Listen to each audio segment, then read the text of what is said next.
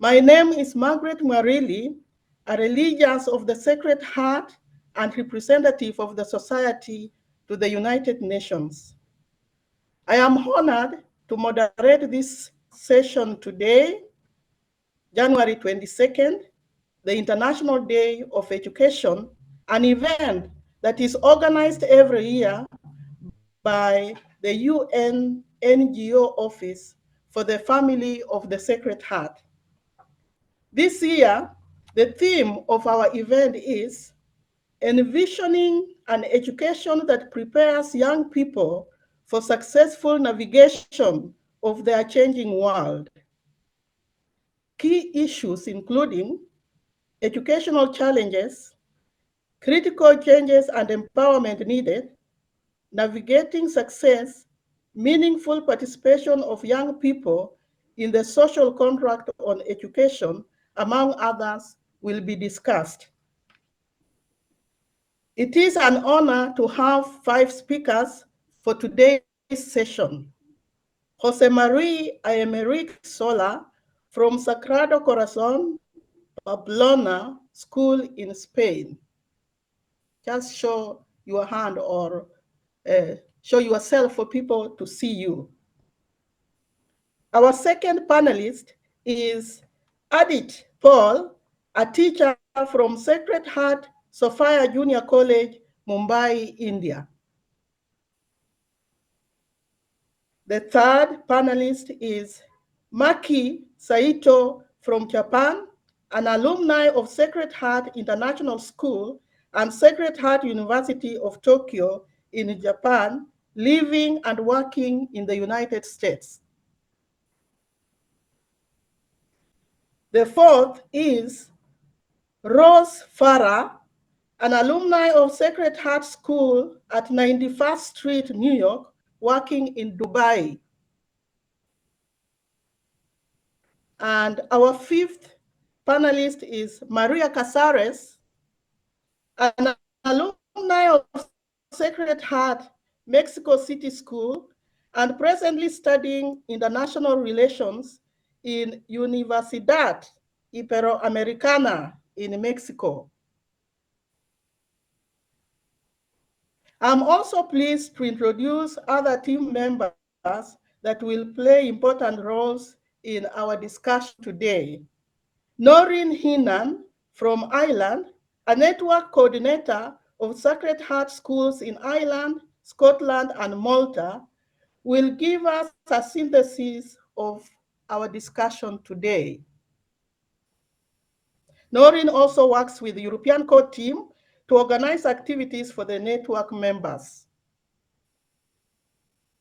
Florence de Lavillon, a religious of the Sacred Heart from France, is our IT person for this webinar and is hosting us from Rome.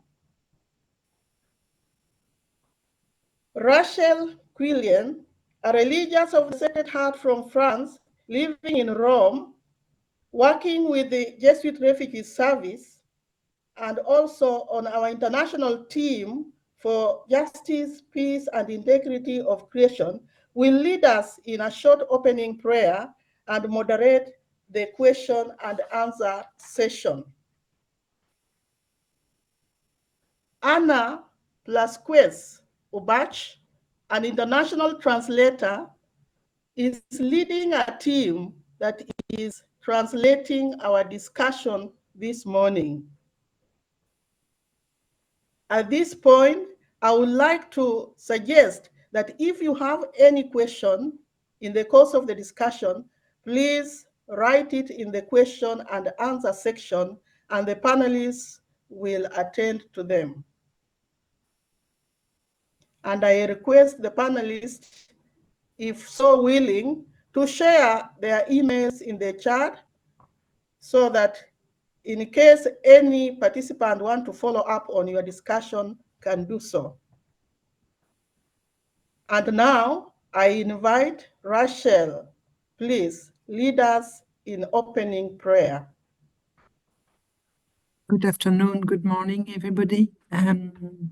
You will have a short video presenting mostly photos from the UNESCO campaign for the International Day of Education and a song that is in 3 languages.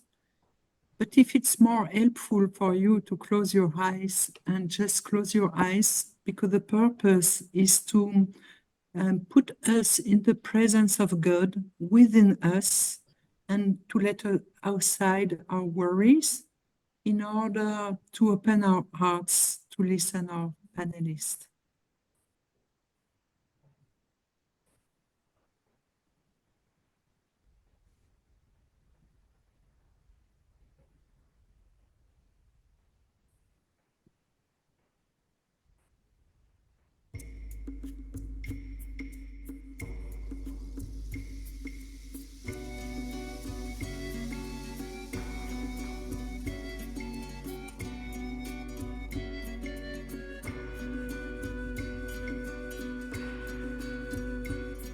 Llamadas a ser un solo cuerpo, embarcadas hacia la comunión,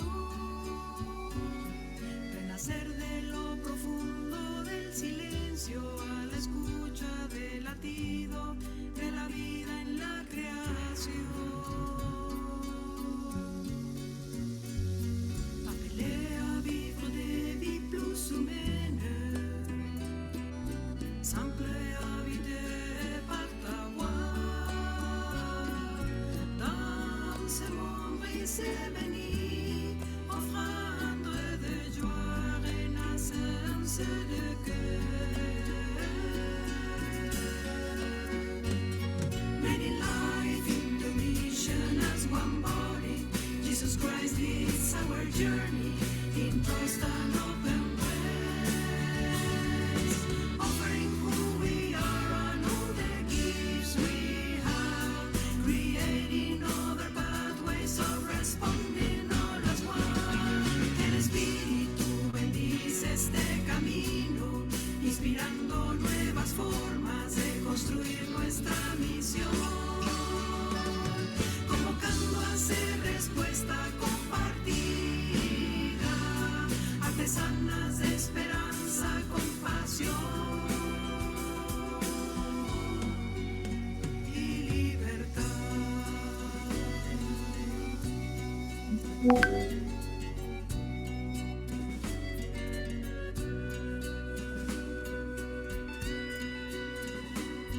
Appelé à atteindre des frontières, ouverte à nous risquer plus loin,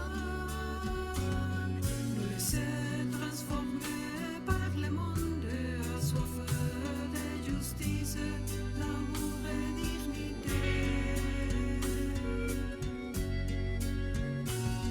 Let us care for the trading small seas, weaving webs of solidarity, embracing new green shoots of hope emerging, a deep gaze full of life as we break our bread.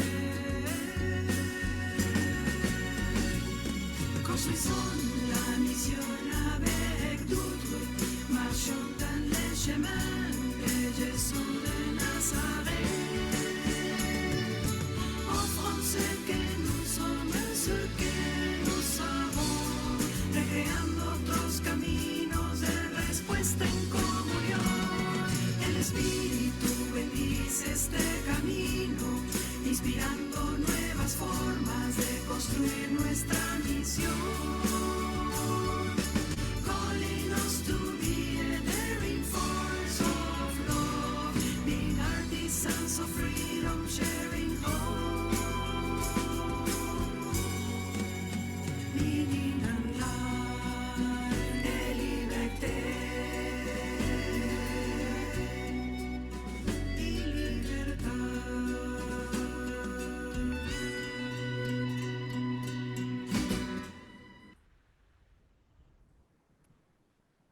And may we let us all be guided by the Holy Spirit in those coming encounter.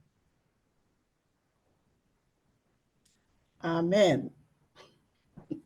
Thank you, Rachel, for that appropriate song, a song that tells us education is a sign of hope. It is hope in itself.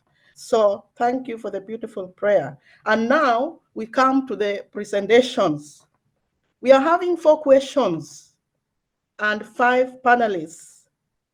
Each one will discuss one question, and the last 2 will discuss the same question. Our first panelist is Jose Marie Ayemeric Sola, and he will discuss the first question. Jose Marie is a teacher of humanities, coordinator of service learning projects at Sagrado Corazon Pamplona School in Spain. He is the coordinator of North-South International Volunteer Program promoted by the Religious of the Sacred Heart in Spain. He belongs to the movement such as Transpirenica Social Solidaria, which promote the social inclusion of vulnerable young people. He is a member of several organizations that promote education and social commitment in Navarre, Spain, and Europe. Jose Marie, what are some of the major challenges faced by education sector over the last 2 decades that require global attention and cooperation with regard to critical issues of preparing young people for navigation of their world? The stage is yours, please. Hola, buenas tardes a Good todos. afternoon, everybody. I would like to share my screen. I have a brief presentation that is going to show you the keywords that I'm going to say.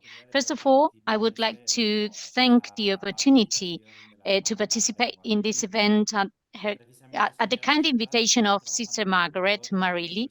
I've been working as an educator in a Sacred Heart school in Pamplona, Spain for 2 decades now, and I hope to be able to respond to the challenges faced by the world of education that I myself have witnessed over the last 20 years. My starting point is that those of us in education want to ensure, on one hand, that our students develop to the best of their abilities, as the Greek philosopher Aristoteles advocated more than 2,000 years ago. And on the other hand, that the teaching-learning process serves to learn to live fraternally with the people around us and to take care of the common home. Educating young people in the 21st century requires at least the following challenges posed by the world in which we live: technology and education. The rapid evolution of technology has radically changed the way we live and work in and out our schools. Digital whiteboards, programming, robotics, and multiple handheld devices are now a natural part of the classroom. Education, therefore, must adapt to incorporate these technologies effectively in the classroom so that our students' digital skills are used ethically and serve to build a better world. Globalization and cultural diversity. Today's world has become more interconnected than ever before. The fact that we are sharing this dialogue today between people from different continents is a sign of the richness of globalization and cultural exchange. For this reason, students need now more than ever intercultural skills and a global understanding of the world in which we live in order to succeed. Education must address this cultural diversity and prepare students to work in a multicultural environment. Changes in the labor market. The demands of the labor market are changing rapidly. Many experts say that 3/4 of the professionals of the future, those in which our current students will work, not even young people need to develop their adaptability, critical thinking, complex problem solving, and interpersonal skills to meet the work challenges that await them in the 21st century. educational inequalities. As UNESCO affirms, education is a human right for all people throughout life. It is also the main tool for poverty eradication, peace building, and sustainable development. Globally, literacy rates have increased worldwide in the last 2 decades, especially with the incorporation of millions of girls into education systems. However, there are wide disparities in access to quality education, even in the most developed countries. There is a need to address these inequalities and ensure that all children and young people have equal access to education. Climate change and sustainability. The Millennium Development Goals first, and since 2015, the Sustainable Development Goals, the SDGs, have put on the global agenda the need to take action to curb global warming and achieve a sustainable future for all people, leaving no one behind. Schools around the world must integrate concepts of sustainability and environmental awareness to prepare young people to address the challenges related to climate change. Mental health and emotional well-being. Mental health, especially after the COVID pandemic that swept the world, has become a major concern among young people. Studies show that younger generations are more vulnerable to mental illnesses than previous generations. Therefore, education must address mental health issues and foster a learning environment that promotes emotional well-being and develops skills such as empathy, cooperation, and self-regulation. These skills are essential for success in their life projects and also in their professions. Democratic citizenship. Educating in democratic values is crucial for forming an engaged and active citizenry in society. It forces civic participation, respect for diversity, and understanding of the democratic process. It also protects individual rights, develops critical thinking, prevents conflict, and contributes to political and social stability. Education in these values promotes a culture of peace and social responsibility, helping to build a more just and equitable communities. Education should prepare young people to be informed and engaged members of democratic societies, built on the foundations of freedom, equality, and justice. And in the face of these challenges, what can we do in education? The answer is not simple, but the report of the UNESCO International Commission on the Future of Education, published in 2022 and entitled Remaining Our Futures Together, a New Social Contract for Education, can serve as a reference. This text states that education needs a new social contract that readdresses injustices while transforming the future. This new pact must be based on human rights and the principles of non-discrimination, social justice, respect for life, human dignity, and cultural diversity. It must include an ethic of care, reciprocity, and solidarity. It must reinforce the view that education is a public project for the common good. This requires pedagogies that encourage us to continue learning about human dignity and the great achievement of the right to conscience and freedom of thought, but lead us to unlearn human exceptionalism and possessive individualism. They must be based on the ethics of reciprocity and care and recognize that we are interdependent among individuals, groups, and species. We should value the importance of all that we share. UNESCO proposes in this publication that the pedagogy known as service learning, SL, is a tool to soften the walls between the classroom and the community. The SL, the service learning, promotes well-articulated pedagogical projects in which students learn while responding to real problems or needs in their environment in order to improve it. It is about education in the service of the community. Integrating SL projects into the curriculum allows students to apply their knowledge to address real problems in their environment, developing practical skills, social awareness, and a deep sense of civic responsibility. This methodology prepares young people to face today's challenges, empowering them to be agents of positive change in the world we live in. The Sofia Barat Education Foundation, which brings together 14 Sacred Heart schools in Spain, including the school in Pamplona where I work, share a pedagogical model that we call For You. This proposal encourages educational staff to give each person an integral education that helps them to create their own criteria with respect to the world and provides them with the resources to be a competent person capable of leading the changes that will make the world more just and more humane. This proposal is made up of 7 main lines, of which I would like to focus on the first, educate to transform. With it, we want a person in his or her individual and social transcendent dimension to be the center of education. We want to promote critical thinking and values such as compassion, relationship, and transformation, which bring with them the ethics of caring for life. We accompany the faith processes of individuals and groups committed to justice, peace, and integrity of creation. We generate educational processes so that students become aware of reality, recognize their dignity, discover their capacities, make their decisions, and are guided by the values of the gospel. And it is possible to bring all these good principles into the classroom. The answer is yes. And I'm going to show you real examples of service learning projects implemented in my school in recent years. The nose that makes you smile. 5-year-olds learn about the human body and what happens when it gets sick. They also prepare a performance dressed as clowns for hospitalized children. Super inventors.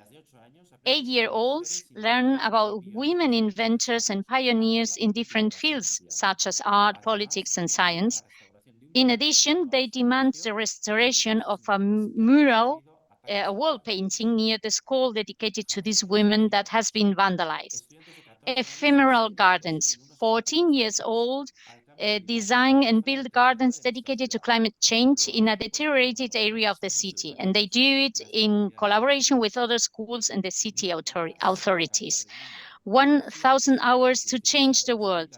116 years old dedicate a total amount of 1,000 hours of their time during a school year, collaborating with different associations in the city, dedicated to caring for the elderly, people with different disabilities, migrants, promoting a fair trade shop, distributing food to vulnerable families, etc., with the aim of making their city, Pamplona, more just, humane, and sustainable.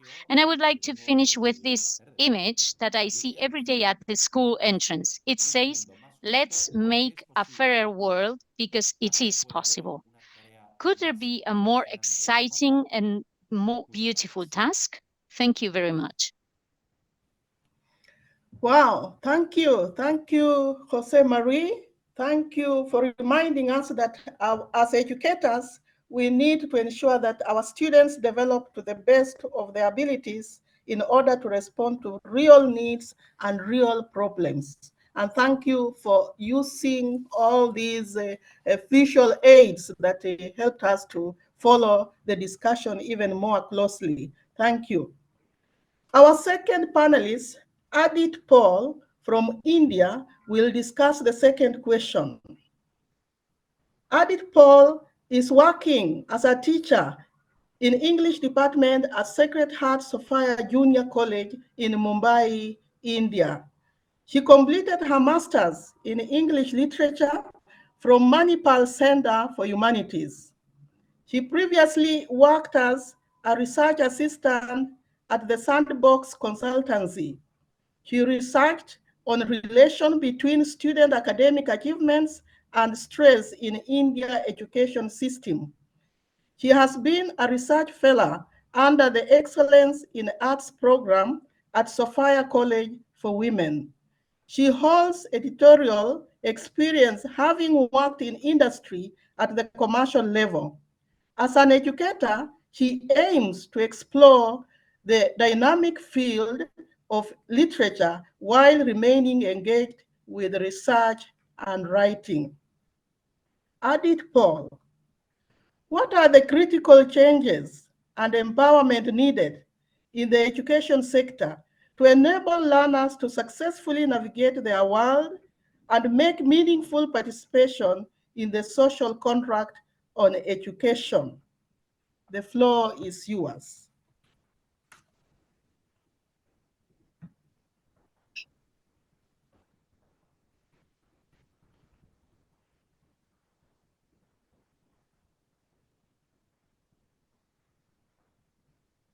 Thank you.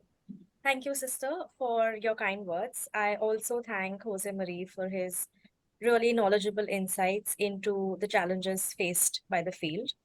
The changes that we will attempt to discuss today are in direct response to these critical challenges that have been noted already.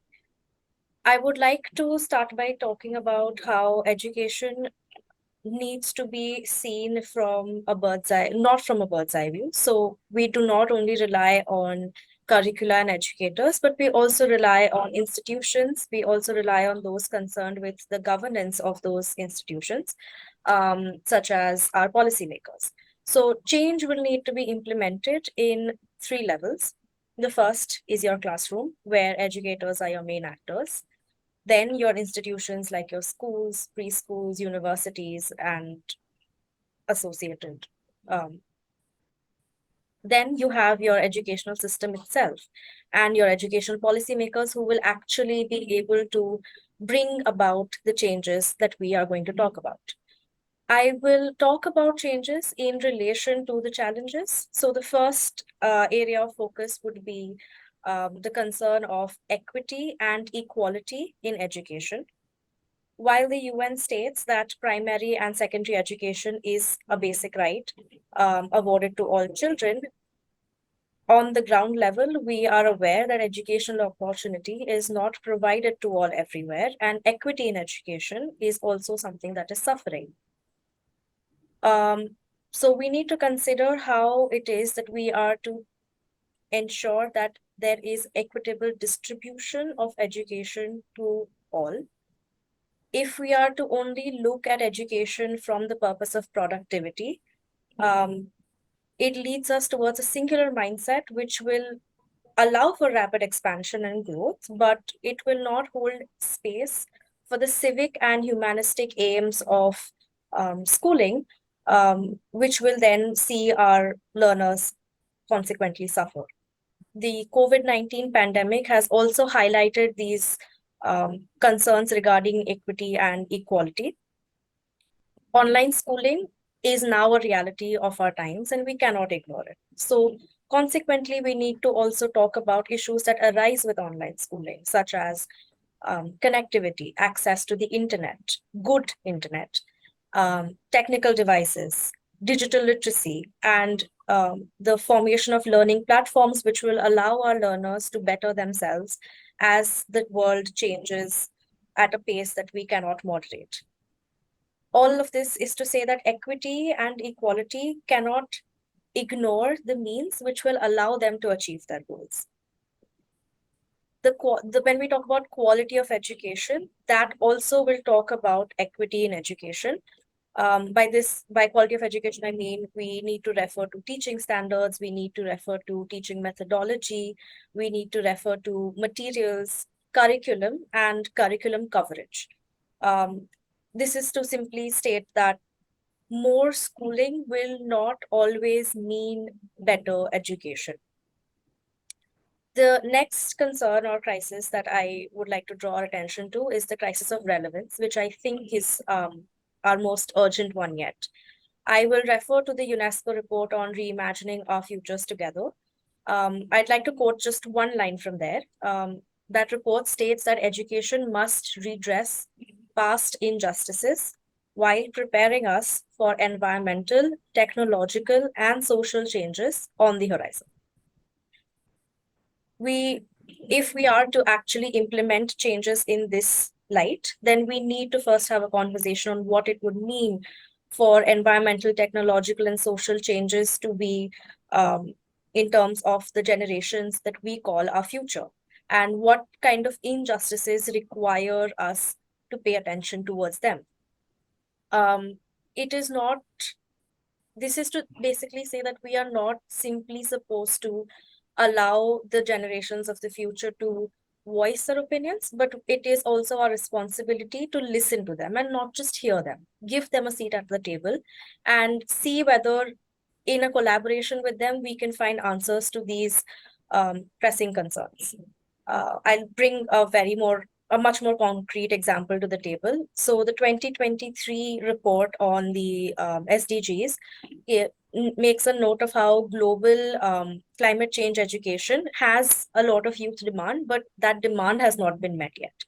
And the report further states that there was an analysis done of about 100 countries, and when their curriculum frameworks were taken a look at, nearly half of them did not mention climate change. If we do not meet the needs of the hour, if we are not presenting our students and our learners with action-oriented education, we will not be able to address this crisis of relevance that we are facing currently. To achieve all of these lofty goals, we need financing. So education financing becomes a concern, and education financing does not only mean funds, but it also means budgeting. The 2023 SDG report states that in the past 2 decades, government spending on essential services like education has vastly increased. And while that is a good thing, the report also notes that the spending is higher in advanced economies as compared to emerging or developing economies.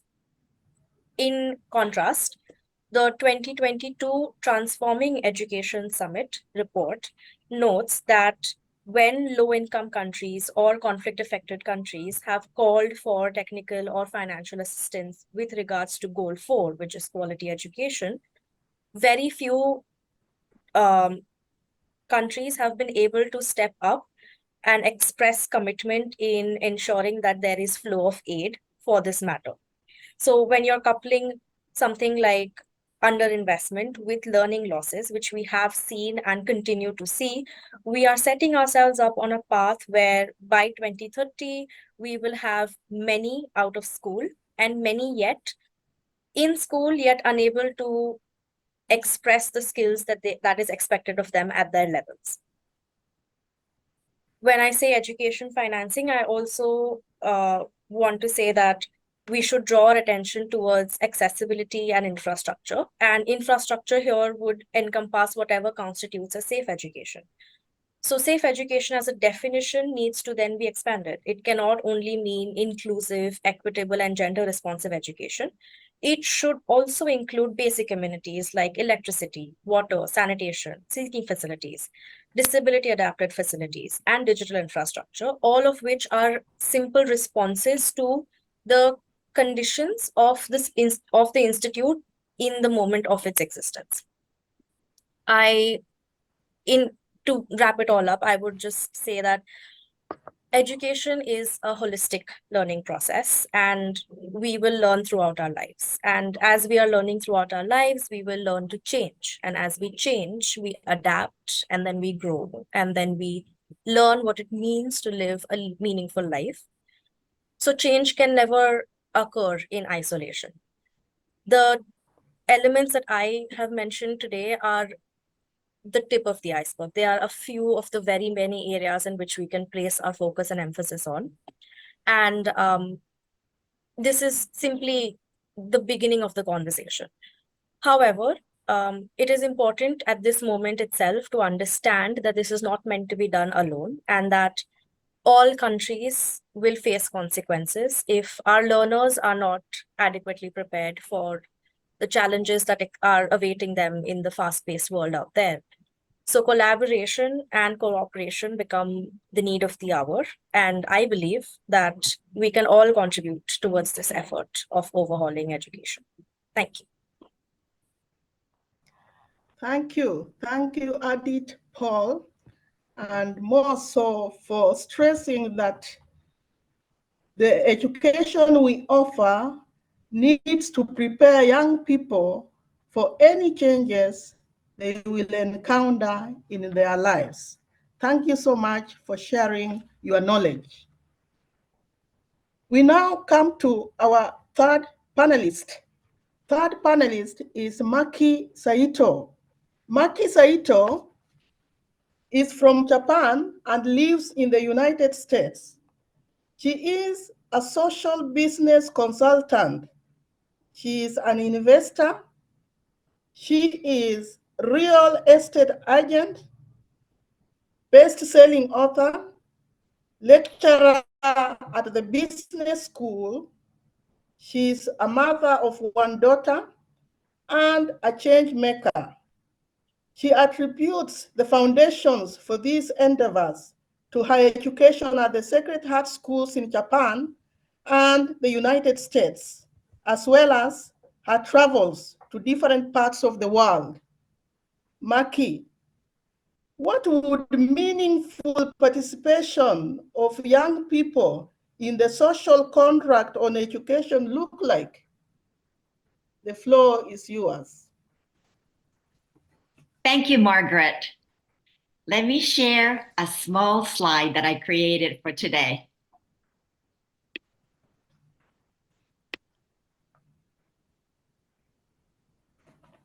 Can you see this? Thank you, Margaret, for inviting me today. Thank you, Jose Marie, for your insight on educational challenges. It resonated deeply with me, especially the idea of bridging community and classroom. And Aditi's reminder of the UN's Sustainable Development Goals, UNESCO's call to reimagine our future together is powerful. What does it truly mean? How can we integrate these ambitions into education to create a shared contract that benefits everyone? Today, I would like to share 3 ways, inspired by the power of youth, that we can all be part of the solutions. My key elements are gift, social entrepreneur, and wallet power. 13 years ago, while living in Tokyo, Japan, I witnessed the devastating 9.0 earthquake, tsunami, and nuclear power plant explosions. Over 15,000 lives were lost. It was a dark time. But amidst the tragedy, extraordinary acts of kindness and support emerged. Musician Ryuichi Sakamoto saw the shattered instruments of students. He didn't just offer money. He mobilized manufacturers like Yamaha to repair them and organize an international music festival with a local high school orchestra. His gift of music became a beacon of hope, reminding us of the immense power within each of us. Imagine a classroom transforming into vibrant hubs where students collaborate on projects fueled by their passions. Engineers invent sustainable energy solutions. Writers fight discrimination through storytelling. And artists create beauty for all. Every gift used for the betterment of others create a ripple effect spread outward like a growing wave. But this potential often gets eclipsed by the current money-oriented economy. It thrives on competition, widening the gap, winners and losers. On the other hand, shifting our focus to gift economy based on trust, caring, and creativity will construct a society where everyone shares their gifts. That is more peaceful and prosperous. At Burning Man, a desert camping event with art exhibition in Nevada, US, that has over 80,000 participants from all around the world, I witnessed this spirit firsthand. Lawyers offered free consultations. Teachers read to children. A Christian group offered foot washes, and I, a gardening enthusiast, served pasta from homegrown tomatoes. In a world where chasing money is not emphasized, collaboration and generosity flourish. This is exactly what education should nurture, recognizing and utilizing individual gifts to create a society where everyone thrives. Let me tell you about my dear friend Angili, a Kenyan boy struggling with poverty and physical disability. He didn't have money to even own shoes, and he couldn't walk due to polio. But an Irish Sacred Heart sister who's a nurse saw a sparkle in his eyes, a sign of motivation and commitment to his effort.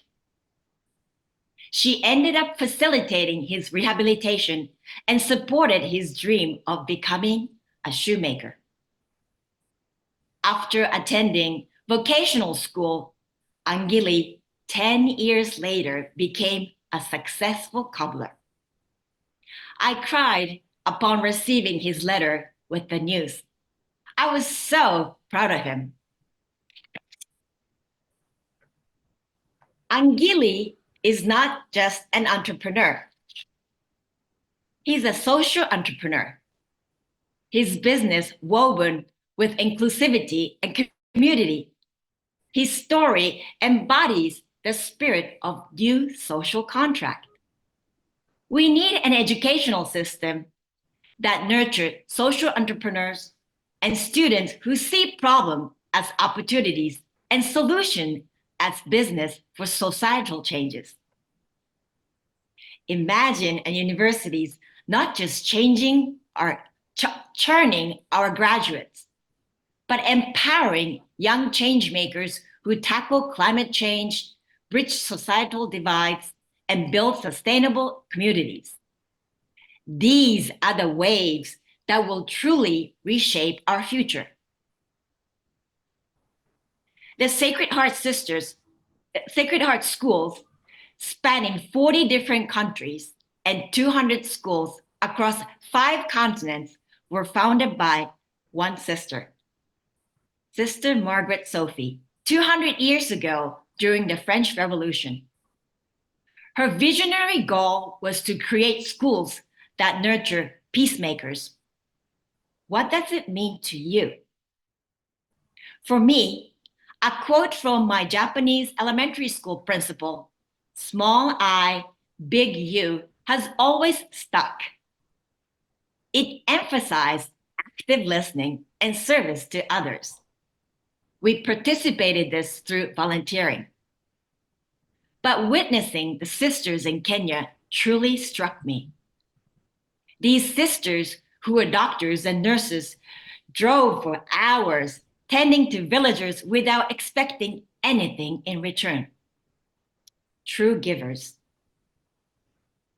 The answer, I realized, lie in our wallet.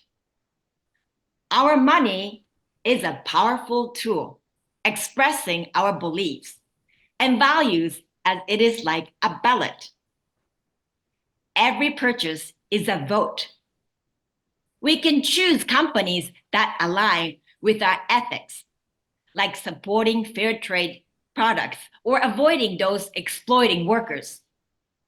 When shopping for clothes, let's choose a company like Patagonia that use recycled plastic for fleece over a trendy name brand that spends huge money on advertising. Let's be conscious about using our wallet so that we can directly contribute to achieving UN's goal Remember, your wallet is your voice. Each conscious choice, every act of kindness, every dollar spent with intention adds another ripple to the growing wave. We can choose to invest in green energy over fossil fuels, support local community gardens, or organize fundraising events for social causes. Every action, however small, contributes to building a better future. The challenges we face may seem daunting, but we have the power to overcome them. By harnessing the power of youth, unleashing the tsunami of individual gifts, and embracing the tide of social entrepreneurship and conscious consumerism, we can reimagine education. We can build a world where small I, big U thrives, and create a future every ripple become a wave of positive change. Let's empower our youth to be more than students. Let's support their endeavors to be architects of a more just, sustainable, and joyous world. Let's ignite the spark in their eyes, unleash the symphony of their talents, and together ride the tsunami wave of change towards a brighter tomorrow. Thank you.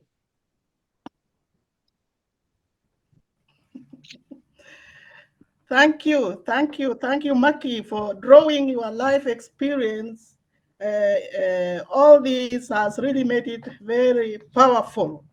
And I like the saying that we should build a world where small I, big U thrives, and creating a future where every ripple becomes a wave of positive change. Indeed, as educators, we are called to create positive change makers. Thank you. Our last question will be discussed by Rose Farah and Maria Casares. That is question 4. Rose Farah studied at the Sacred Heart School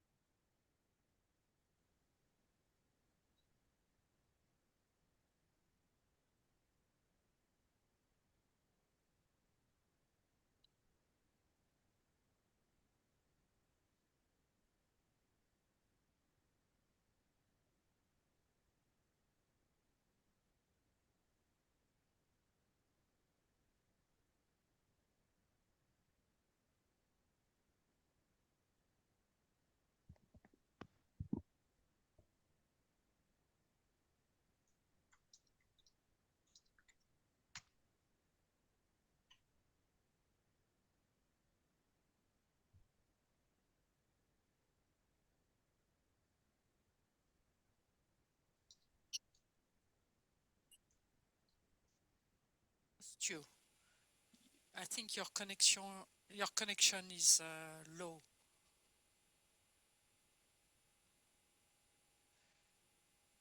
Rose, are you the next one? Maria is the next one. Maria. Okay. Yes.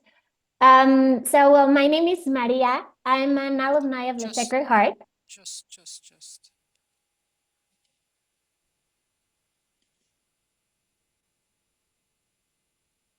Please.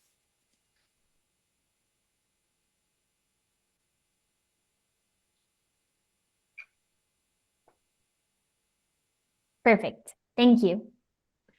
My name is Maria, and I'm an alumni of the Sacred Heart School in Mexico City. And right now I'm studying international relations. The question that Rose and I will discuss right now, it goes as, how is or has Sacred Heart Education with its values prepared the young people for successfully navigating our world? School, 91st Street in New York, US consultant at the Bridgespan in Ethiopia. Yeah. How is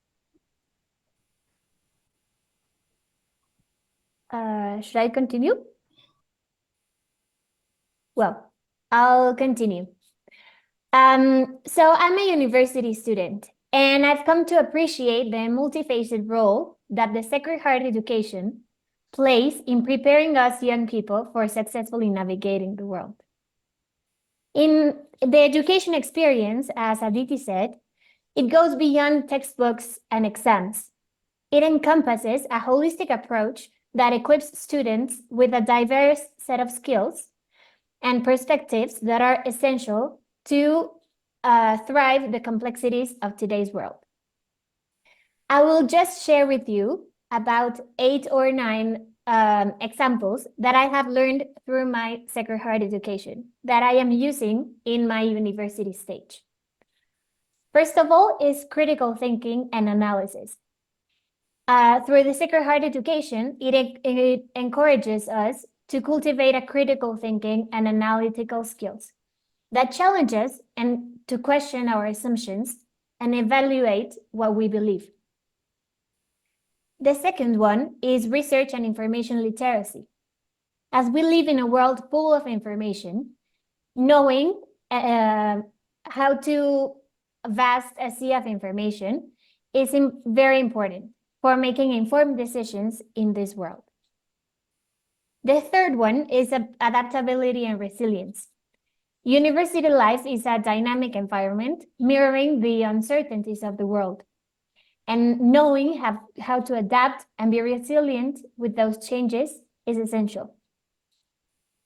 The fourth question, set of skills that I have learned is the cultural awareness and diversity. Through different experiences that the Sacred Heart has given me, I have learned to appreciate and be passionate about different cultures and diversity, and learn to know how to work collaborative with people from different walks of life and appreciate the differences. I have also learned communication skills that are essential if we want to find common ground with others and find connection. And another set of skills that I have learned is the ethical decision making, which is very hard in a world that it's very politicized, and we sometimes forget the value of integrity. Another thing that Sacred Heart education has given me is network opportunities. Sacred Heart education provides a unique environment for networking with professors, alumni, fellow students, the society as a whole. And one of the best examples is this event.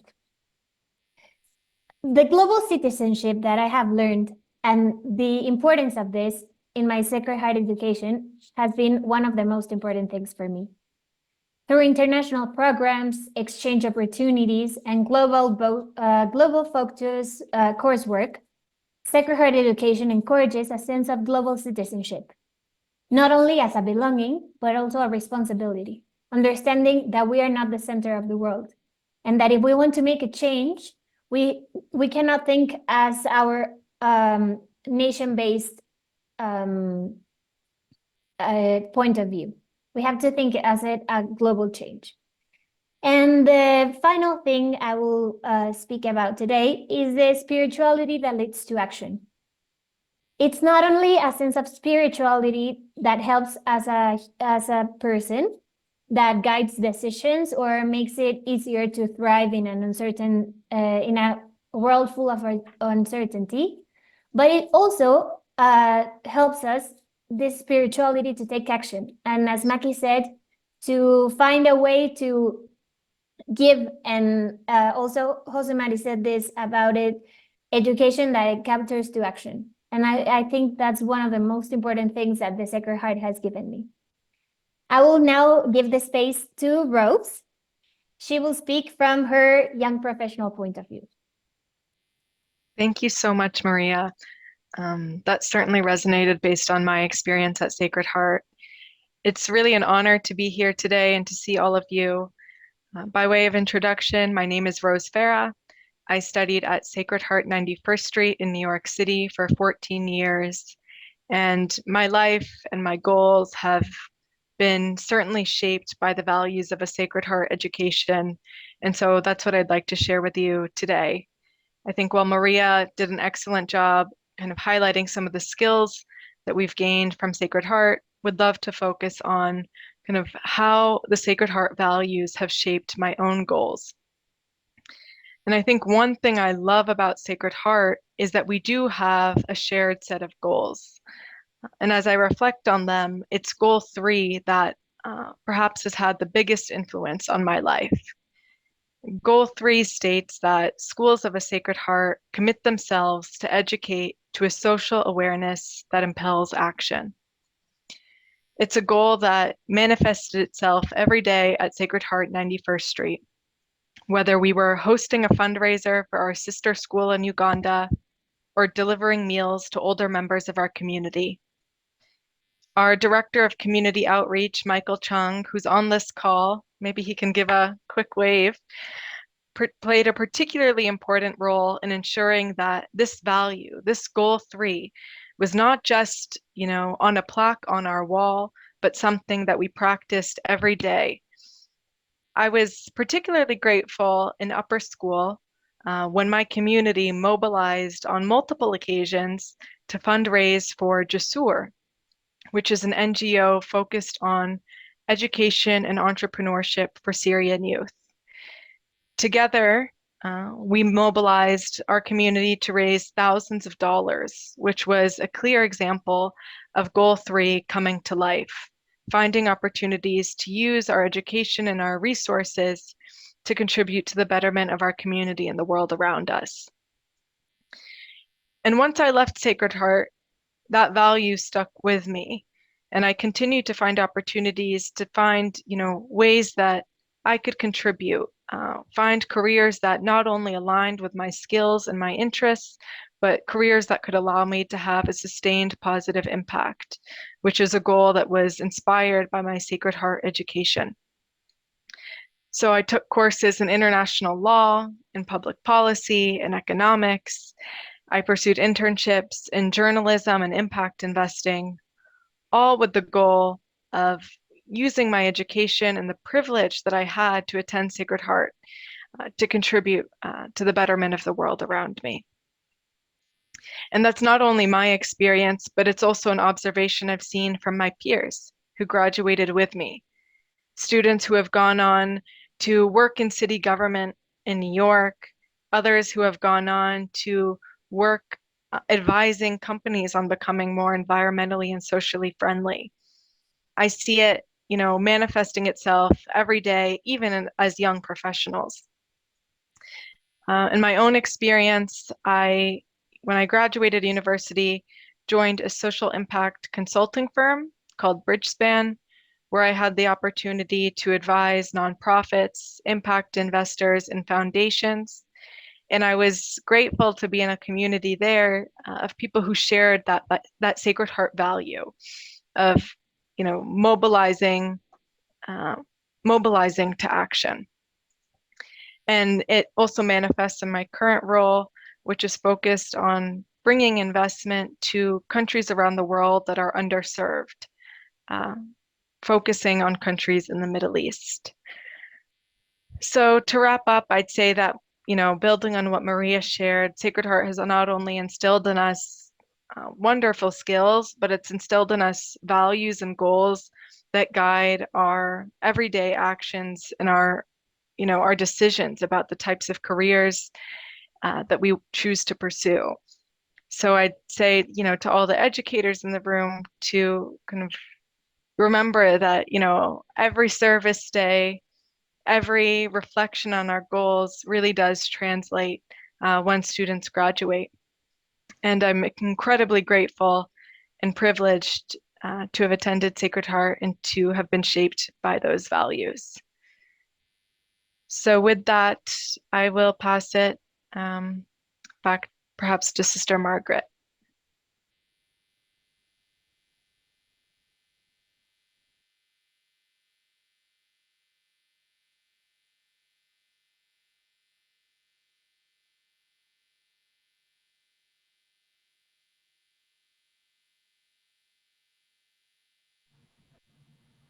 Hello?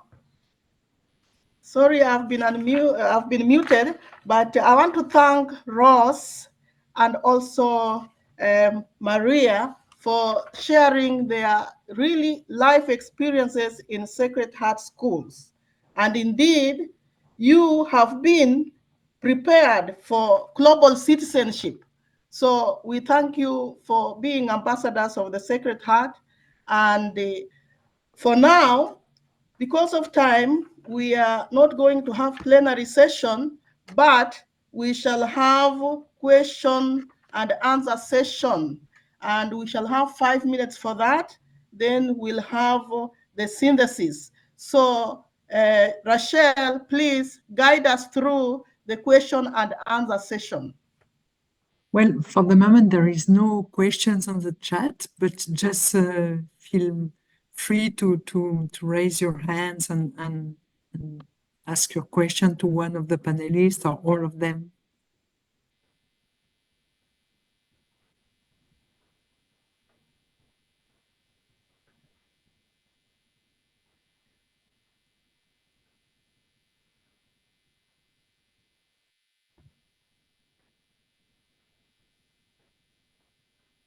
Okay, so if there are no questions, I would like to invite if there is No, any... there are questions, Margaret, maybe from Okay, go Carla ahead. Reyes and after for Yolanda. Hi everyone. I apologize for my voice because I'm sick right now. I'm happy to be here. First of all, thank you for having us here. It was amazing, the questions and the topics. I work for the U.S. Canada province as Young Adult Project Manager and Vocations Office Assistant. I work with Sister Reina, mainly in the Sacred Heart DNA program right now. And I know Maria from the Sacred Heart DNA program. Lovely to see you, Maria. And my question is basically how, listening to the last question, right, where the Maria and Rose shared a bit about the values and the experience and characteristics that the Sacred Heart DNA education gave to them. I'm an outsider of the society. I didn't go to a school of the society. I didn't know the society before working here. I'm just wondering, how can we also share all of those benefits and values and everything that the society gives to them beyond Sacred Heart DNA alumni and people, and beyond the volunteering experience. You know, we work a lot with a lot of projects focused on that same topic, on sharing all of those experiences and benefits and values to other people outside of the society, like me, that didn't know about the society. And I just want to know your point of view on that topic, and how can we expand the charism of the society with other people that don't know about us beyond that volunteering experience. You want to answer, maybe? I think I can take this question. Great. Hi, Carla. It's so good to see you again. I think one of the best parts of the society's values is that it's not only for alumni. It's something we can share in, as Rose said, in our professional work, having our values well stood, and understanding that the global citizenship, taking our spirituality to action, are all of the things that we can do in our professional and our families and everywhere we go. I think that's one of the best things of the values of the Sacred Heart. And I think by making this world a little better that we have just encountered, and by sharing our commitment to social work and all of the goals that we have as an alumni, as a member of the society, but also as human beings, wanting just a place to go home. I believe that's the best way to share our values. Thanks a lot, Maria. and maybe Yolanda, and after there is Renzo. And I guess, unfortunately, it will be time after, but we've got also on the chat a question from Alejandra Colunga. But Yolanda, your question, thanks. Sí, hola, buenas tardes. Mi nombre es Yolanda y trabajo en Good la Casa afternoon. My name is Yolanda. I work in the Mother House in Rome, and my question is for Jose Mari. Jose Mari, hello. We know each other, and you have given some examples about how you answer to those challenges in your school in Navarra. And I would like to pose a question. I understand that you mark the challenges by the educational level, the age of the students. y haciendo que la Sing- respuesta al reto sea algo comunitario a todos los niveles, desde primaria, infantil, con los de secundarios juntos, o siguen So, siendo actividades separadas por nivel? school activity, or do you always work? Yolanda, mira, en el colegio llevamos 6 años haciendo We've been impulsando de proyectos de aprendizaje servicio. En esos 6 años hemos hecho in those service learning projects. And the projects are very, very different and very varied. We have tried to approach the community, to approach the neighborhood. And some of the projects that we do are internal, is to learn how to cooperate between the different ages, the different levels. And so the first project that we started at school was called a fair consumption with a lot of taste. I don't know if that translates. And it was a reflection on the food consumption that we have. And we were working together with fair trade, with homeless people from our city, and that implicated people from, or students from all the different levels and classrooms. And we were working together with the citizenship and with the homeless, etc. So we have short-term projects, we have long-term projects, we have projects inside the school, we have projects in the community, we have projects with other schools. It's a large variety. We try to start every single initiative that we come across, and if it is possible. I don't know if this answered your question, Yolanda. Thank you, Jose Mari. Yes, it did. Thanks a lot, Jose Maria. And maybe the last question to Renzo. Sí, buenos días, ¿se me escucha? Good morning. Can you hear me? Yes, very well. Ok. Bueno, agradecer primero que Well, todo first of all, I would like to thank this great opportunity you have given us, teachers, to reflect on this topic and to listen to witnesses. And more than a question, this is a comment.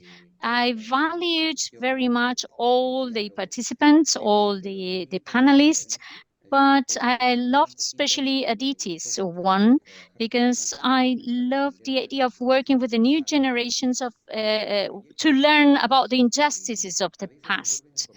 Because sometimes we end up having the same mistakes repeated all over again, because we don't evaluate the crisis of the past.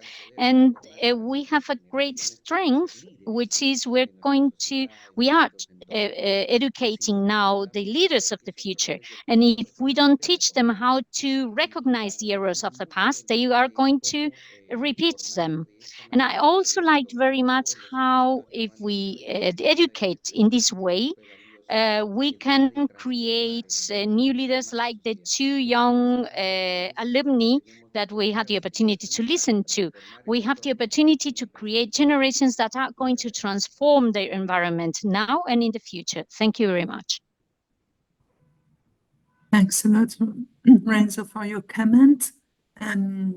There is it's not a question, but Alexandra gave us on the chat an invitation to have a kind of session about artificial intelligence. So let's see. But maybe now I will give the the voice to Noreen or Margaret. Yes, we invite Noreen. Thank you very much, Rachel, for carrying us through that session of question and answer. And now, Noreen, please take the floor to give us a summary, a synthesis of the day. Thank you. Welcome. Thank you, Margaret, and good evening, everybody. I think everybody will have their own idea as to where this discussion began and where it led as we listened to these fantastic participants. And I'd like to thank each of them for their presentations, because from each we learned some significant things about ourselves in the Sacred Heart world and about the world that we live in. And I think I divide the session in two parts, really. I think Jose Marie had the difficult part of looking at the challenges, and it's almost like a depressing thing to have to do, to say, what are all the problems that we face? And he did it so eloquently, because he led us through the technological changes, globalization, and so on. But to link his opening part, where it was all about the challenges, when he shared the poster at the end where the students are walking into the school, and on their back it says, "Let's make a fairer world because it is possible."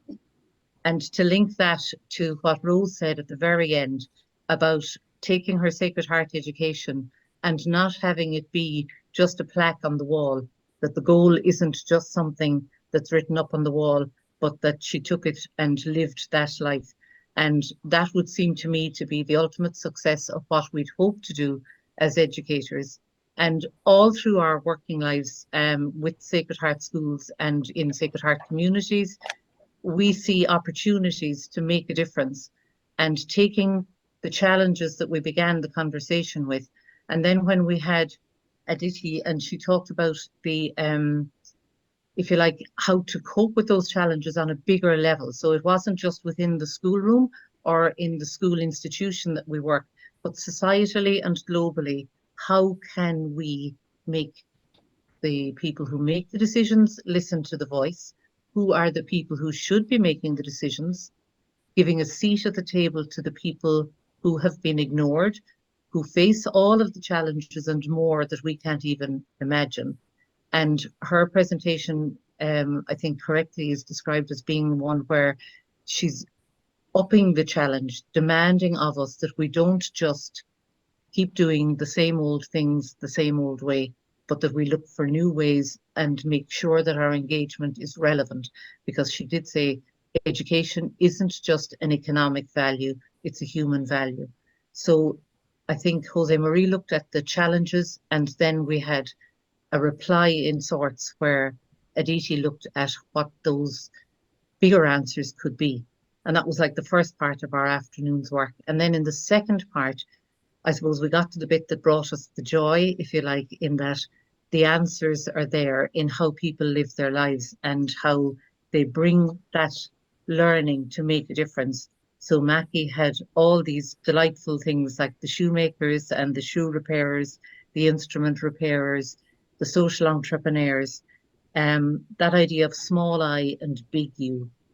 If our work and our planning and everything we did was about us as listeners really listening and really then finding ways to care for the people that are the you, the people that we're reaching out to, that would be a wonderful success. She wanted us to make ripples into a wave, and she gave us some beautiful examples. And I think from all of the challenges and all of the courses of action, the changes that need to happen, whether they're very small ones or getting into the bigger world justice issues, it starts somewhere. And if we don't start, then we can't get to any kind of finish line. I'm really feeling that the likes of Maria and Rose, I suppose, as sort of the younger generation, it gives us great hope. Maria has listed so many of the goals and so many of the ways that Sacred Heart educators reach out to students. We cannot but keep going. So I want to thank Margaret for the inspiration that led to this event. And I know she put in long hours of preparation, long hours of emailing everybody and keeping us all on track and making sure that we were listening to what she really wanted to achieve. from today. I hope that she feels that there is now an audience that will help her in her amazing work. I know she had help from Rochelle and from Florence in Villalante, and well done, Florence, on keeping us all on track. Anna and Louisa for your interpretation, because that was such a vital part of today. And I suppose what I really want to say then is to the presenters, the ones who spoke, who took on the questions that Margaret asked and answered them so beautifully. So onwards and upwards, and let's make some more ripples. Thank you, everybody. Thank you, Noreen, so much for your wrapping up and for the support to the team throughout the time of preparation. And so I also want to extend my thanks to all the participants, our Sacred Heart family, colleagues from the UN, colleagues from all over the world. Thank you for coming, for attending. It is very important to attend such webinars to be able to get the knowledge, to discuss together and find solutions. So thank you for coming. And now I have an announcement. At the UN, usually we have a lot of forums, and many congregations, NGOs welcome their partners to come and attend. I would like to say, those who are able to get into New York, it is good to know so that we prepare for you the ground passes so that you can be able to attend some of these important forums. So my email, as you have seen, I think it's on the chat, that you can write if you want to do so. We also have partners being prepared and trained for global advocacy. If you want to do so, let me please know. You can be trained by Justice Coalition of Religious, and then you can be able to attend these forums even online after you have been trained. So you are welcome.